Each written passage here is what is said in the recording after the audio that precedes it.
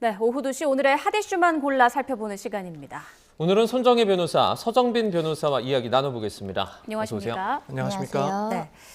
자, 20대 남성 2명을 숨지게 한 이른바 모텔 연쇄 살인 사건 피의자의 신상이 온라인을 통해서 지금 확산하고 있습니다. 이 과정에서 피의자를 미화하는 글이 잇따라 논란이 커지고 있는데요. 화면으로 함께 보시죠. 네, 최근 한 온라인 커뮤니티에 모텔 연쇄살인이여 인스타 너무 슬프네요라는 제목의 글이 올라왔습니다. 작성자는 김 씨를 언급하며 얼굴도 예쁘고 잘 꾸미고 관심사도 많은 딱 그 나이 때 평범한 여성의 모습이라며 그 많은 사진 중에 같이 찍은 사진이 하나도 없다. 주변에 마음 터놓을 친구 한두 명 있었으면 저런 악마가 되진 않았을 것 같다라고 덧붙였습니다. 또 다른 게시글에는 피의자의 실명뿐 아니라 나이와 출신 학교 등을 거론하는 댓글이 달리는가 하면 예쁘다, 미인이다, 키 크고 날씬하다는 등 외모와 신체를 직접적으로 평가하며 그녀를 응원하는 글까지 잇따르고 있습니다. 이처럼 가해자를 미화하고 범죄의 중대성을 희석시키는 듯한 반응에 대해 피해자와 유가족을 고려하지 않은 2차 가해라는 비판이 나오고 있는데요. 또 다른 한편에서는 모호한 경찰의 신상공개제도 기준이 잘못된 사적 제재를 확산시켰다는 목소리도 나오고 있습니다. 경찰은 이번 사건이 범행 수단의 잔혹성 요건 등을 충족했다고 보기 어려워 피의자의 신상을 공개하지 않기로 결정했는데 이런 사법당국의 모호한 기준과 결정이 김 씨에 대한 온라인 개인정보 공개 등을 부추겼다는 지적입니다. 자, 경찰이 피의자의 신상을 공개하지 않는 사이 온라인에서는 SNS 계정 주소와 이름, 출신 학교까지 신상이 탈탈 털려서 퍼지고 있습니다. 일종의 사적 제재라고 볼 수 있는데 법적으로 문제되지 않습니까? 네, 법적으로 위법하다, 범죄가 될 수 있다라고 말씀드릴 수 있습니다. 특히 우리나라가 신상제도와 관련한 규제를 두고 있고 법률적인 절차에 따라서 신상 공개가 이루어져야 됨에도 불구하고 이렇게 사적으로 정보를 공개하고 무분별하게 유통시키는 일이 과거에 서도 있었고 계속적으로 발생하고 있는데요. 그 과정에서 2차 가해 논란도 있고 또 무고한 어떤 사람이 피의자가 되면서 오히려 정서적인 고통을 받는 경우도 있었기 때문에 이런 행위 자체가 처벌 대상이 될 수 있다는 점 명확하게 말씀드릴 수 있고요.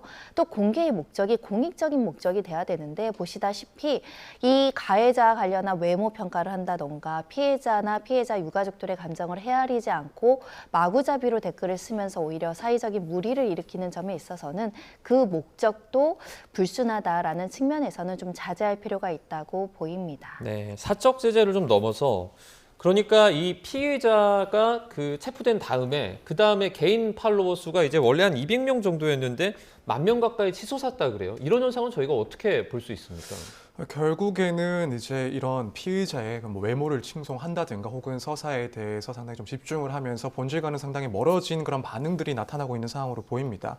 지금 물론 이러한 현상 자체가 우리나라에 국한된 것은 아니라고 생각이 됩니다.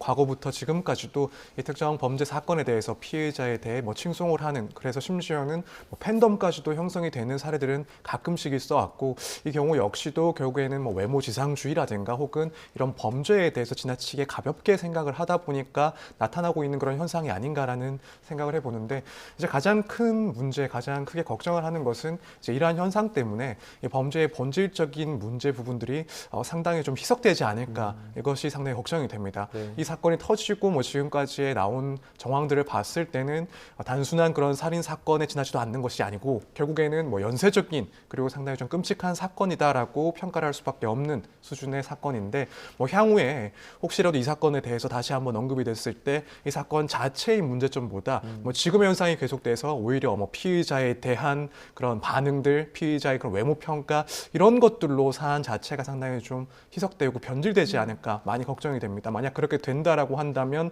한편으로는 피해자들 그리고 피해자의 가족들에게도 크나큰 상처가 계속해서 지속될 수가 있기 때문에 이러한 현상 자체는 분명히 문제점이다, 이렇게 좀 지적을 해야 될 것 같습니다. 네, 자, 피의자 신상 공개 조건 중에서 경찰에서는 범행 수단의 잔혹성 등의 기준에 좀 충족하지 못한다, 이렇게 판단하고 있는 것 같은데 수사기관에 따라서 좀 주관적으로 판단할 수 있어서 이 부분도 좀 지적이 되는 것 같아요. 네, 정확하게는 수사심의위원회 위원들의 어떤 성향과 판단의 기준들이 달라질 가능성이 있고 또 개별 사건마다 사건의 특수성과 다양한 방법이 동원되다 보니까 판단이 달라질 수 있다는 점은 어느 정도 열려 있다라고 봐야 될 것 같은데요. 다만 우리나라가 신상 공개에 좀 소극적이고 제한적인 것은 외국에 비추어 봤을 때 상당히 조금 알 권리를 제약하는 측면이 있습니다. 계속적으로 좀 넓게 폭넓게 다양한 범죄에 대해서 국민의 알 권리를 충족시켜야 된다라는 목소리가 나오고 있는 만큼 좀 더 완화된 기준이 조금 필요한 부분들은 분명히 사회적인 목소리가 반영이 될 필요성이 있을 것 같고요. 일단 범행의 어떤 수법과 관련해서는 과거의 살인의 어떤 도구라고 보는 것이 흉기라든가 예를 들면 굉장히 잔혹한 방법을 동원하는 거 이외에 이렇게 사람이 알 수 없는 방법으로 독극물로 살인하는 것도 굉장히 극악하고 참혹할 수 있다는 점에 대한 사회적인 인식의 변화도 있어야 될 것 같고요. 일단 경찰이나 수사기관에서는 이 살인으로 기소하더라도 일부 무죄 가능성이 열려 있다라고 한다면 신상 공개에 조금 더 신중할 필요가 있다는 점도 가만히 댔던 것으로 보여서 지금 상태에서는 최우선적으로 피의자의 범행을 낱낱이 수사하는 게 더 필요하다라고 본 것 같습니다. 경찰은 추가 범죄에 있을 수 있다라고 또 판단을 하고 이 김 씨와 연락을 주고받은 그 사람들을 대상으로 전수조사를 진행하고 있거든요. 그리고 이 사이코패스 검사도 이제 곧 나올 예정이고요. 이런 것들이 나오게 되면 아무래도 전체적인 범죄의 윤곽이 조금 더 자세하게 드러날 것 같아요. 네, 그렇습니다. 일단 전수조사 같은 경우에 만약에 이 사건이 우발적으로 발생한 살인 사건이었다라고 한다면 피해자 말고 다른 잠재적인 피해자가 있었을지에 대해서는 굳이 조사할 필요까지는 없었을 겁니다. 네. 하지만 지금 이 사건 같은 경우에는 연쇄적인 살인 사건이다라고 지금 보여지는 그런 내용이기 때문에 이런 전수조사도 상당히 좀 집중해서 이루어지고 있는 것 같습니다. 그래서 혹시라도 추가적인 피해자가 있을지 혹은 잠재적인 피해자가 있었는지 여부를 상당히 좀 따져봐야 될 것 같습니다. 특히 만약 고의가 인정이 돼서 그러니까 살인의 고의가 인정이 되고 전체적으로 계획된 범행이었다라고 평가를 받는다라고 한다면 살인죄 같은 경우에는 실제로 실행행위까지 이어지지 않았다 하더라도 살인 예비죄가 성립을 할 수가 있습니다. 따라서 그 밖에 접촉을 한 사람들이 있는지 여부에 대해서 전수조사를 반드시 실시해야 되는 상황으로 보이고 향후에 재판 과정에도 중요한 그런 판단 기준이 될 것으로 보입니다. 그리고 이제 한편으로는 사이코패스 검사 역시도 이 사건 같은 경우에는 매우 중요한 그런 판단 자료가 될 걸로 보입니다. 특히 이제 여기서 반사회적인 그런 성향이 있는지 여부는 이제 이후에 선고를 하는 데 있어서 이 사건의 그런 죄질을 따질 때도 물론 고려를 할 요소이고 또 한편으로는 이 사건이 또 한 번 발생할 수 있는 그런 재범의 위험성을 판단하는 자료가 될 수 있습니다. 그렇기 때문에 이 점에 있어서도 중요하고 한편으로는 범행 동기를 따지는 데 있어서도 중요할 수밖에 없습니다. 이것이 정말 우발적인 범행인지 혹은 비난할 수 있는 동기에 의한 범행인지 아니면은 그런 인명을 지나치게 경시한 범죄인지 여기에 따라서 양형 기준에 따른 양형 기준 자체도 달라지기 때문에 이런 동기를 조사를 통해서 확인하는 건 역시도 무척 중요한 그런 내용에 해당할 것으로 보입니다. 네, 사이코패스 검사 결과 이르면 이달 안에 나온다고 하니까요. 나오면 또 더 자세히 다뤄볼 수 있을 것 같습니다. 다음 이슈입니다. 방송인 전현무 씨가 흉기에 찔려 순직한 경찰관을 두고 부적절한 표현을 사용한 것에 대해서 사과했습니다. 어떤 내용인지 화면으로 함께 보시죠. 네, 이번 논란은 디즈니 플러스 예능 프로그램 운명전쟁 49 2화에서 불거졌습니다. 이 프로그램은 무속인 49명이 특정인의 운명을 풀이해서 대결하는 서바이벌 형식인데요. 한 무속인이 지난 2004년 폭력 사건 피의자를 검거하다 순직한 고 이재현 경장의 사망 원인을 추리하던 중 흉기에 찔린다는 뜻의 비속어를 사용했는데 이때 진행자인 전현무 씨가 이 발언을 순화하긴커녕 그대로 언급해 부적절했다는 비판이 나온 겁니다. 전국경찰직장협의회는 입장문을 내고 영웅의 숭고한 희생을 저속한 은어로 비하하고 이를 유희의 소재로 삼은 몰상식한 행태에 깊은 분노와 참담함을 느낀다라고 지적했습니다. 논란이 커지자 전현무 씨 소속사는 입장문을 내고 고인과 유가족분들께 상처를 드린 점에 무거운 책임을 느끼고 있다며 깊이 사과드린다고 밝혔는데요. YTN 취재 결과 경찰청은 고 이재현 경장 유족의 동의를 얻어 해당 프로그램 방영분 방송 삭제 요청 등 법적 대응을 검토하고 있는 것으로 확인됐습니다. 네, 방송인 전현무 씨 요즘 좀 도마 위에 좀 자주 오르는 것 같습니다. 이번에는 한 예능에서 순직 경찰관에 대해서 부적절한 용어를 사용한 건데 어떤 맥락에서 나온 발언인 건가요? 네, 이 프로는 무속인, 관상가들 여러 명, 수십 명이 모여서 마치 경쟁하는 서바이벌 예능이라고 합니다. 한 실존 인물에 대한 사인을 맞추는 어떤 게임 경쟁 프로그램이라고 보이는데요. 그러다 보니까 소재도 좀 자극적일 뿐만 아니라 실존 인물을 거론해야 되는 만큼 상당히 이 표현이나 어떤 내용에 대해서 신중을 기해야 됐음에도 불구하고 이 죽음의 원인에 대한 표현과 관련해서 다소 비속적인 그리고 좀 저급한 표현을 쓰다 보니까 고인의 명예를 추락시키는 거 아니냐, 또 유가족에 대한 명예를 고려하지 않았다라는 비판이 있는 것 같고요. 이 칼 맞는다는 표현과 관련해서 이제 표현이 나왔는데 사실 사인 이 표현만 문제가 아니라 이런 상황을 이런 소재로 다루는 것 역시 고인과 가족들에게 동의가 있었는지도 문제가 될 것 같고요. 이 전현무 씨가 그와 관련해서 무속인들이 이야기한 이야기를 다시 한번 정리하는 과정에서 너무 직설적으로 이런 표현들이 나왔다는 부분, 그리고 나왔을지라도 편집이 가능하잖아요. 편집하지 않고 내보냈다는 부분에 있어서는 이 발언한 사람들도 일정 부분 책임이 있겠지만 최종 편집권자도 우리 사회에서 수용 가능한 표현의 정도에 대해서 조금 판단에 오류가 있었던 거 아닌가 싶습니다. 네, 논란이 이렇게 커지자 전현무 씨가 뭐 어떻게 보면 좀 바로 표현의 적절성을 살피지 못했다라면서 사과문을 냈어요. 네, 그렇습니다. 이제 소속사를 통해서 즉각적으로 사과문을 표시를 했습니다. 원래는 뭐 경찰 공무원들의 그런 노고라든가 희생에 대해서 깊은 존경심을 가지고 있고, 다만 당시 상황에서 이런 표현을 적절한지 여부를 따지지 못한 점에 있어서 이 점에 대해서 깊이 사과를 드린다. 유가족뿐만 아니라 이제 경찰 관계자 분들께도 그런 사과를 한다라는 입장을 표시를 했습니다. 다만 이제 아직까지 뭐 대중이라든가 혹은 경찰 관계자들의 그런 분노 같은 것들은 뭐 쉽게 조금 가라앉기는 힘든 상황이 아닌가 생각이 됩니다. 네, 일단 전현무 씨 측에서 사과를 하긴 했는데 YTN 단독 취재에 따르면 경찰청이 지금 공식 법적 대응을 검토하고 있다라고 확인이 됐습니다. 어떻게 좀 대응을 할 수 있을까요? 네, 일단 경찰에서는 일단은 이 방송사의 상대로 또 제작자를 상대로 방송급치 가처분 등에 대한 법적 조치를 고려해 볼 여지가 있습니다. 사인과 특히 특정 집단인 순직 경찰관들에 대한 명예를 훼손하거나 유가족들의 감정에 대한 어떤 인격권을 침해했다라고 볼 여지가 있기 때문에 법적 조치 전에 이제 임의로 삭제하거나 해당 부분을 편집해 줄 것을 요청할 것으로 보이는 상황이고요. 이것이 받아들여지지 않는다고 한다면 손해배상 그리고 가처분 신청 모두 할 가능성이 있다, 이렇게 말씀드릴 수 있고, 한 영화나 방송 같은 경우에 방송 금지 가처분이 들어왔을 때 중요한 기준은 인격권에 대한 중대한 침해가 있었는지 여부입니다.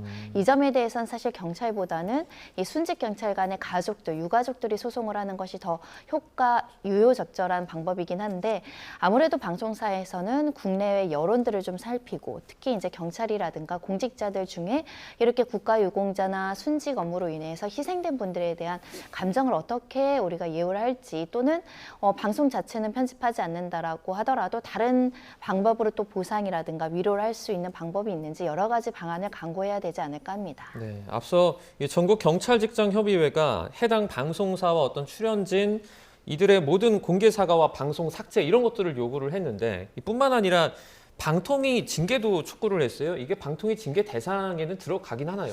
결론적으로 말씀을 드리자면 여기에 포함되기는 힘들다라고 봐야 됩니다. 일단 OTT 콘텐츠 같은 경우에는 방송법상에 정해져 있는 그런 방송에 해당하는 것이 아니고 전기통신사업법상 부가통신 서비스로 분류가 되고 있습니다. 네. 그렇기 때문에 방통위에서 뭐 지상파라든가 종편에다가 내리는 그런 법정 제재 대상 자체가 아니라고 봐야 됩니다. 따라서 권한이 현재로서는 법적으로 인정이 되지 않고 매우 제한적이다라고 볼 수밖에 없고, 사실 이러한 문제 때문에 계속해서 지금 논의가 나오고 있는 것들이 이 방통위의 그런 심의 대상 그리고 징계 대상에 대해서 그 범위를 넓혀야 되는 것 아닌가라는 이야기가 계속해서 나오고 실제로도 검토가 되고 있습니다. 아무래도 현재는 뭐 지상파라든가 종편뿐만 아니라 OTT 프로그램 역시도 소비자들의 소비가 매우 많은 그런 영역이기 때문에 여기에 대한 논의도 좀 본격적으로 가동이 돼야 되지 않나, 이렇게 생각이 됩니다. 네, 자, 그런데 해당 예능에서요, 논란이 불거진 게 이번이 처음이 아닙니다.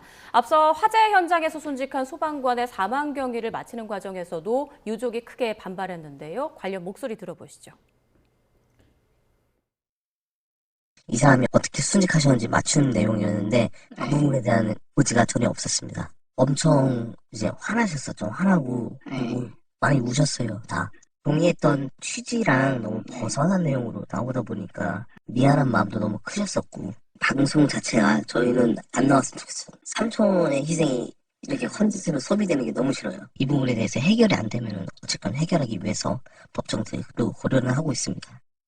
저희 와이프도 좀 많이 울었고, 저도 좀 감정이 복박쳐서, 저희가 죽고 나서도, 순직하고 나서도 저렇게 예능의 소재로 쓰인다면 누가 이 사명감을 가지고 일을 할 수 있겠습니까? 네. 자, 제작진은 사전에 동의를 받았다라고 해명했지만 지금 유족 측은 설명과 다른 내용으로 방송이 진행이 됐다 이렇게 말을 하고 있거든요. 네, 유족 측이 그 고지가 전혀 없었다라는 표현을 쓴 걸로 비추어 봐서는 정확한 설명보다는 이 방송의 성격 그리고 소재, 예능이라는 어떤 방송 프로그램의 특성 이런 것들이 전반적으로 전달이 되지 않고 단순히 이와 관련해서 방송을 할 예정이고 이 소방관의 어떤 희생도 다뤄주겠다라는 취지로만 전달되지 않았을까. 이거는 거의 설명과 고지의 의무를 이행하지 않았다라고 볼 만한 수준이기 때문에 가족들이 당연히 반발할 수밖에 없는 사정이 있다라고 볼 수 있을 것 같고요. 아까 말씀드린 인격권이라는 것은 유가족들의 어떤 사자에 대한 명예 감정도 포함이 되는 겁니다. 내 가족이 방송에서 저런 예능의 소재로 선택되어야 되는가 안 되는가도 선택할 수 있다라고 한다면 이와 관련해서는 방송사에서 좀 더 면밀하게 고지하고 면밀하게 설명을 하고 선택할 수 있게 됨에도 불구하고 불성실하게 오히려 설명을 함으로 인해서 더 기만적인 행동을 한 게 아닌가라는 판단도 들고요. 가족들이 손해배상 청구도 고려해볼 만한 직한 상황이 아닐까 합니다. 네, 이런 상황 같은 경우에는 사실 유족들이 허락을 해도 방송사 측에서 조금 더 이렇게 고민을 하는 그런 과정이 있지 않았으면 하나 그렇게 또 생각이 듭니다. 저희가 지켜보도록 하고요. 다음 주제로 좀 넘어가 보겠습니다. 지난 22일 1심 무기징역 선고 이후에 윤석열 전 대통령이 다른 재판에 처음으로 출석을 했습니다. 어제 법정에 나온 모습을 잠깐 보도록 하겠습니다. 네, 평양 무인기 의혹과 관련한 일반 이적 혐의 10차 공판이 열린 건데요. 윤 전 대통령이 들어와서 피고인석에 앉는 모습이 보입니다. 자, 재판이 본격적으로 시작되기 전에 윤 전 대통령이 김계리 변호사를 이렇게 부르는데요. 자, 가까이 부르더니 자세히 보시면은 잠시 뒤에 이렇게 서로 얘기를 하는 그런 모습이 포착이 되기도 했습니다. 재판장은 재판에 앞서 방청석을 향해 작심 발언을 했는데요. 어떤 내용이 있었는지 들어보도록 하겠습니다. 먼저 지난 기일에 방청객 퇴정 과정에서 소란 행위가 있었습니다. 소란 행위를 하는 경우 이후에 방청을 금지하고 감치에 처할 수 있음을 알려드립니다. 네, 윤 전 대통령 내란 우두머리 혐의 1심 무기징역 판결에 이제 불복해서 항소장을 제출을 했는데 그러니까 1심 판결에서 뭐 사실 인정의 오류 그리고 법리 오해를 밝히겠다 이렇게 주장을 했어요. 네, 그렇습니다. 사실 얼마 전에 이제 항소 여부와 관련해서 입장문을 내면서 거기에서는 항소에 대해서는 결정하지 않았다 정도로 정리가 되긴 했지만 네. 실제로 항소를 할 것인지 혹은 포기를 할 것인지 이야기들이 많았습니다. 결과적으로는 1심 판결에 그런 사실 인정 오류가 있다 그리고 법리에 오해를 한 부분이 있다라면서 항소를 했는데 아마 이제 구체적인 항소 이유에 대해서는 추가적으로 이제 항소 이유서를 통해서 밝힐 것으로 보여집니다. 다만 지금도 충분히 짐작을 해볼 수 있는 것이 결국에는 1심에서 인정된 모든 사정들 그러니까 사실관계부터 해서 윤 전 대통령의 계획이 없었다라는 점부터 해서 그런 국헌 문란의 목적이 없었다 혹은 폭동에 해당하지 않는다 이런 내용들을 하나하나 다시 한번 따지는 내용의 이유를 들어서 항소하지 않을까 이렇게 생각이 됩니다. 네, 내란 특검팀도 1심 선고에 대해 항소하기로 한 것으로 알려졌는데 이르면 오늘 중에 항소장을 제출할 수 있다 이런 얘기가 들리더라고요. 네, 당연히 항소할 수밖에 없는 사건입니다. 특히 비상계엄이 최초 실행되는 계획을 언제 세웠는지는 형사사건뿐만 아니라 대한민국 헌정사에 굉장히 기록돼야 될 중요한 사실관계이기 때문에 이 오류를 바로잡겠다는 것이 특검 측의 입장이고 양형과 관련해서도 양형 이유를 설시하는 과정 중에 실제 내란이 실패하고 물리력을 행사하지 못했다, 자제했다 이런 점들이 이제 거론이 됐는데 실제로 물리력을 자제했고 내란이 실패된 것이 피고인의 이익으로 봐야 될 사정인가 아니면 다른 국민들과 군경이 소극적으로 임했기 때문인가 이 부분과 관련한 양형에 대한 어떤 부당성 이런 것들도 검토하지 않을까 생각이 들고요. 그러다 보니까 2심에서는 1심에 어떻게 보면 축약된 사건 판단으로 이제 다시 이제 하는 게 아니라 1, 2심에 주장됐던 모든 것이 하나하나 또다시 쟁점이 돼서 양쪽에서 주장이 나오지 않을까 합니다. 네, 2심이 서울고법 내란전담 재판부에 이제 배당이 될 예정인데 몇 가지 논란도 있고요. 뭐 핵심 쟁점은 뭐가 될까요? 결국에는 이제 1심에서 주고받은 그런 공방들이 다시 한번 기본적으로는 반복이 될 겁니다. 앞서 설명을 하셨듯이 결국에는 공수처에 뭐 수사권이 있는지 혹은 뭐 국헌문란의 목적이 있었는지 폭동에 해당하는지 이 부분들은 윤 전 대통령 측에서 1심과 마찬가지로 주장을 할 겁니다. 물론 이제 증인 신문들은 대폭 축소가 될 가능성이 커 보이기 때문에 증인들에 대한 그런 신빙성 평가에 대해서는 다소 그 쟁점들이 조금 줄어들 수는 있습니다. 한편 이제 주목을 해봐야 될 것은 결국에는 뭐 특검에서 항소를 할 경우에 특검의 주장이 어느 쪽의 방점이 지킬 것인지 이 부분이 상당히 좀 의미가 있을 것 같습니다. 결국에는 1심에서 인정되지 못했던 사실관계, 그러니까 이 비상계엄이 언제부터 계획되었는지 여기에 대해서는 1심에서 뭐 특검을 주장하는 그런 1년 전부터 계획됐다라는 사실들을 배척을 했습니다. 이제 특검 입장에서는 이것들을 다시 한번 입증을 하면서 결국 이 사건 범죄의 중대성, 내란의 중대성을 다시 한번 강조하는 그런 모양새가 상당히 예상이 됩니다. 그리고 조금 더 이제 지엽적으로는 결국 노상원 전 사령관의 이 수첩, 1심에서도 이 증명력 자체를 상당히 좀 낮게 봤었는데 네. 이 부분에 대해서 특검이 다시 한번 강조를 하면서 이 사건 계엄, 그래서 이어지는 그런 내란은 상당히 철저하게 준비된 계획 하에 실행이 된 것이다라는 점을 좀 상당히 강조를 할 것이 아닐까 생각이 됩니다. 네.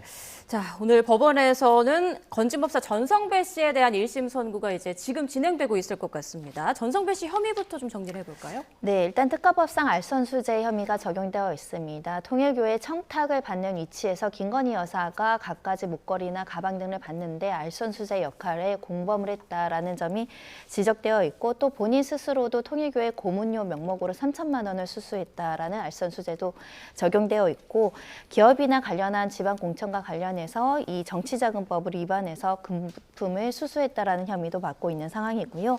이 2억 8천만 원에 대한 추징에 대한 구형이 나와 있는 상황이고 각각 3년, 2년, 총 5년에 대해서 검찰은 특검은 구형을 했고 실제 유무죄 판단이 어떠할지 양형이 어떠할지 선고가 남아 있는 상황입니다. 네, 건진법사 전성배 씨 측의 주장을 보면 그러니까 김건희 씨에게 물품을 전달한 건 인정을 합니다. 그런데 단순히 심부름 역할만 했을 뿐이지 자기는 뭐 주체적이지 않았다 이렇게 주장을 하고 있는 거죠. 네, 그렇습니다. 이제 자신은 전달자의 역할만 했었기 때문에 법률상 처벌 대상이 되지 않는다라는 주장을 하고 있는 겁니다. 그래서 지금 결국에는 이 이익 주체를 누구라고 봐야 될지가 계속해서 쟁점이 돼 왔던 건데 지금 건진법사 입장에서는 사실 상당히 좀 큰 걸림돌이 하나가 있습니다. 결국 이제 김건희 씨의 앞선 재판에서 어떤 평가를 받았는지 이 부분인데 네. 김건희 씨 같은 경우에는 앞서 1심 재판부에서 두 사람의 공모를 인정을 했습니다. 사실관계를 두 사람이 공모를 해서 알선을 하고 또 금품을 수수했다라고 일단 인정을 한 바가 있고 그렇다면 이번 재판부에서도 당시의 그런 재판부 판단과 거의 유사한 판단을 내릴 가능성이 상당히 높지 않나. 그렇다면은 결국에는 두 사람이 공범에 해당을 하기 때문에 뭐 실제로 전달을 했다 하더라도 이 귀속 주체로 볼 수가 있어서 만약 이 부분이 그대로 인정이 된다라고 한다면 여전히 처벌 가능성이 매우 높다라고 보여집니다. 네, 이제 특검은 징역 5년을 구형한 상황인데 1심 재판부가 어떻게 판단을 내릴지 궁금해집니다. 그런데 재판장이 앞서 한덕수 전 총리에게 중형을 선고했던 이진관 판사라고요. 그렇습니다. 그래서 중형 선고가 나올 가능성이 있는 거 아니냐라는 관측도 나오는데요. 문제는 김건희 여사와의 어떤 형량에 대한 형평성 문제가 거론될 여지가 있습니다. 김건희 여사가 이 알선수재 등 혐의로 1년 8개월의 실형을 선고를 받았는데 그보다 만약에 실질적인 금품의 기속처가 아닌 중간에 전달책으로서의 공범관계에 있는 전성배 씨가 그보다 높은 형량을 받을 것인가. 그 부분은 이제 공범관계 형평성상 사실상 어렵지 않을까 생각이 들어서 김건희 여사에 대한 선고 당시도 김건희 여사가 1년 8개월이라고 한다면 그와 관련한 공범관계나 방조범 관계에 있는 사람들은 훨씬 더 양형이 약해지는 불합리성이 있을 수 있다라는 측면에서도 김건희 여사에 대한 양형이 비교적 낮다라는 비판의 지점이 있었는데요. 오늘 전성배 씨가 김건희 여사보다 더 낮은 형을 받을지 높은 형을 받을지 비슷한 수준일지 좀 봐야 될 것 같은데 네. 알선수재로 받은 금품의 범위가 상당히 높은 편입니다. 억대가 넘는 2억 원을 호가하는 금품을 받았다는 점에 있어서는 일부 사실에 사실을 자백하고 수사를 협조해서 양형 기준에 따르면 감형의 요소도 있지만 상당 부분 또 재질이 좋지 않은 이 공천과 관련해서 어떤 신뢰를 훼손하거나 또 고위 정치인들과의 신분을 과시해서 이 국가 전반의 어떤 신뢰를 떨어뜨린 부분에 있어서는 상당히 중한형이 예상될 수 있는데 그럼에도 불구하고 김건희 여사보다는 좀 높게 나오기에는 조금 어려운 지점도 있다라고 보입니다. 네, 건진법사 전성배 씨 1심 선고 결과도 저희가 들어오는 대로 또 속보로 전해드리도록 하겠습니다. 다음 주제는요, 이제 그제 경기도 평택시에서 있었던 사건을 좀 짚어보겠습니다. 저희가 화면을 준비했는데요. 함께 좀 보시죠. 자, 화면을 보시면 이 복면을 쓴 남성이 있습니다. 커다란 드릴로 유리문을 부수고 그 다음에 한 컴퓨터 부품 판매점에 침입을 하더니 순식간에 이렇게 들어간 뒤에 이 상자 3개를 들고 나와서 급히 도주를 했습니다. 그러니까 잠시 뒤에 이제 나오는 그 상자 안에 들어있는 게 바로 그 GPU, 저희가 말하는 컴퓨터 그래픽 카드라고 하는데 이게 뭐 가격이 상당히 비싼가 봐요. 네, 그렇습니다. 이제 그래픽 카드 같은 경우에는 몇 년 전에는 뭐 암호화폐 채굴에 이용을 하다 보니까 또 수요가 급증해서 가격이 한 번 또 올랐었고 네. 최근에는 이제 AI 연산에 또 중요하게 쓰이는 그런 부품에 해당하기 때문에 가격이 역시 많이 올랐습니다. 그래서 뭐 작년 같은 경우에는 최고가의 그래픽 카드 같은 경우에 뭐 600만 원, 700만 원까지도 이제 가격이 올랐었고요. 그러다 보니까 결국 이런 범행까지도 발생하지 않았나 생각이 듭니다. 지금 뭐 3박스를 훔쳤다라고 하면은 뭐 약 2천만 원 정도 수준의 그런 금액이라고 하는 걸 보니까 네. 결국에는 단가가 높고 또 실제로 이런 것들이 유통하는 것도 아무래도 귀금속보다는 훨씬 더 쉬운 측면이 있기 때문에 이런 범행이 발생하지 않았나 이렇게 생각이 됩니다. 네, 지금 허겁지겁 들고 도망가는 그런 장면도 카메라에 포착이 됐는데 어떻게 붙잡혔습니까? 네, 그 관련해서 범행에 대한 추적을 하다 보니까 CCTV나 관련된 내용들을 추적을 했다라는 것이고요. 3개 중에 2개는 또 이미 작물로 처분했다라는 점에 있어서는 유통 경로까지 추적이 됐다라고 보시면 될 것 같고 우리나라의 수사력이 워낙 높다 보니까 하루 만에 검거를 했다라는 겁니다. 이 컴퓨터 그래픽과 관련해서는 지금 부품이 굉장히 많은데 저것만 콕콕콕 찍어서 이 동종 제품 3개만 딱 들고 갔다라는 거거든요. 아무래도 동종업계에 종사를 하거나 이 관련된 업계에서 정보를 가지고 있는 사람일 가능성이 매우 높고요. 이 금액도 상당 부분 피해 금액이 2천만 원을 호가하고 있기 때문에 피해 금액 자체도 굉장히 큰 사건이다. 그리고 처음에는 피해자인 이 업체 주인이 신고 안 할 테니 물건만 돌려달라고 호소를 했거든요. 그런데도 자백하지 않고 결국 경찰에 검거가 됐습니다. 네, 지금 뭐 3박스에 2천만 원 수준이라고 하는데 이게 사실 뭐 금보다 귀하다 이런 말이 나올 정도로 어떻게 보면 좀 품귀 현상도 겪고 있는 것 같아요. 주의가 좀 필요할 것 같습니다. 네, 그렇습니다. 실제로 이제 이런 사건들이 좀 많이 발생하지 않을까 걱정을 할 수밖에 없습니다. 지금 GPU 가격도 그렇고 램 카드 가격 같은 경우에도 상당히 좀 폭등을 한 상태라서 이런 것들을 노리는 유사 범행들이 상당히 좀 걱정이 되는 상황입니다. 특히 아무래도 귀금속과 비교를 했을 때는 이런 제품들을 판매하는 업체들 같은 경우에는 그런 예방 시스템이 조금 부족할 수도 있고 또 귀금속의 수요보다는 이런 컴퓨터 부품들에 대한 수요가 워낙 많다 보니까 뭐 이런 유통 과정들을 전문적으로 처리하는 그런 업자들도 있지 않을까 이런 걱정이 되는데요. 결국에는 이번 수사를 통해서 구체적인 유통 경로도 조금 파악이 돼야 되지 않나라는 생각이 듭니다. 그래서 혹여라도 이 사건 외에도 뭐 다른 그런 방식으로 또 수급되는 그런 제품들, 그런 작물들을 전문적으로 판매하고 유통하는 업자들이 있는지 이런 것들에 대한 단속 역시도 충분히 이루어져야 될 것 같습니다. 네, 알겠습니다. 마지막으로 다음 주제 넘어가 보겠습니다. 배우 김지호 씨가 도서관 책에 밑줄을 그은 사진을 SNS에 올렸다가 결국에 사과했습니다. 화면 보겠습니다. 자, 김 씨가 어제 SNS에 올린 그 사진인데요. 김훈 작가의 책을 두고 반납을 미루고 드디어 읽어냈다. 선생님 글들이 마음에 와 닿는다라고 이렇게 썼습니다. 문제는 사진 속 책의 모습이었는데요. 보시는 것처럼 곳곳에 이렇게 밑줄이 쭉쭉 그어져 있었습니다. 김 씨는 지난 2023년에도 도서관 도서를 훼손한 의혹을 받았는데요. 이어령 작가 책을 읽었다고 인증한 사진에 볼펜을 들고 있었고요. 또 책 곳곳에는 이번에도 밑줄이 그어져 있었습니다. 논란이 불거지자 김 씨는 사과문을 올렸는데요. 공공도서관에서 빌려온 책을 기억하고 싶어서 습관적으로 밑줄 긋던 습관이 나왔다라고 해명을 했습니다. 밑줄 그은 책은 도서관에 새 책을 제공하든 비용을 들이든지 하겠다라고 덧붙였습니다. 네, 일단은 뭐 본인이 이 SNS에 이 사진을 올려서 이게 좀 불거지게 됐는데 이번은 사실 처음이 아니라서 이렇게 논란이 더 불거진 것 같아요.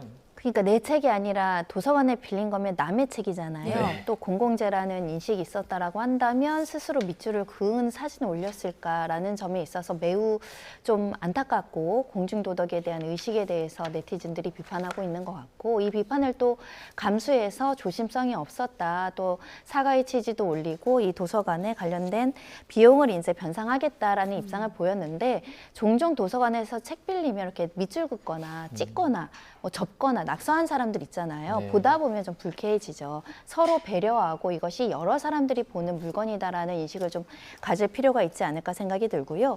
실제로 이 도서관에 낙서를 하는 주체들이 이제 어린이들로 알려지고 있는데, 예. 어른이 공공연한테 이런 행위를 했다라는 점에 있어서는 좀 사회적 경각심이 높아져야 될 것 같습니다. 네, 네. 지금은 뭐 책이다 보니까 이게 그렇게 비용이 나가지 않아서 크게 문제가 아니다라고 생각할 수 있는데, 공공재를 이렇게 훼손하거나 무단으로 이렇게 막 사용했을 경우 처벌로까지 이어질 가능성이 있지 않습니까? 네, 그렇습니다. 만약에 이제 뭐 다른 건이었다라고 한다면 손괴죄라든가 혹은 뭐 공용물 훼손죄와 같은 범죄가 성립할 수는 있습니다.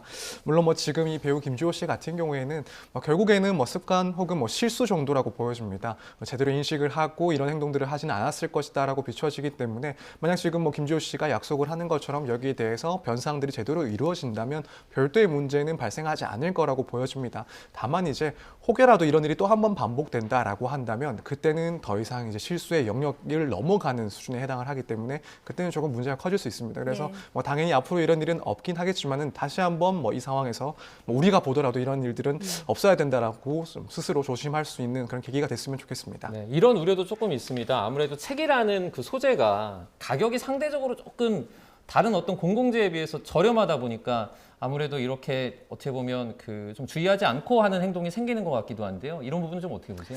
일단은 주의 안내를 처음에 이제 공공도서관 같은데 할 때 이제 책에 대해서 훼손하지 말라는 주의사항을 주죠.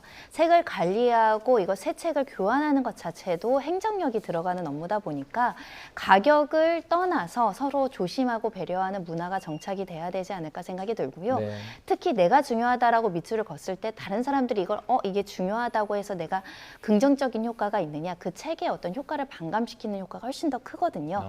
결국은 서로 배려하는 습관이 굉장히 중요한 것 같습니다. 네, 네. 성숙한 시민의식이 좀 필요한 부분이 아닌가 싶습니다.